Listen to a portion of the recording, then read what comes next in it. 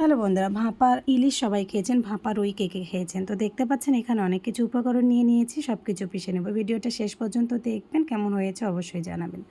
সব কিছু পিষে নিয়ে নিয়েছি, এবার একটা মশলা রেডি করব।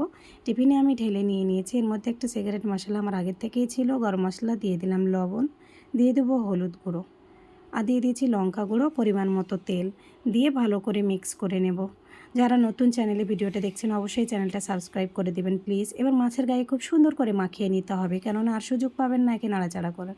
তাই ভালো করে এভাবে মাখাচাকা করে নেওয়ার পর টিফিনের মধ্যে সুন্দর করে বসিয়ে দিন। সুন্দর করে বসানোর পর যা কিছু মশলা ছিল উপর থেকে দিয়ে দিয়েছি, কাঁচা লঙ্কাও দিয়ে দিলাম।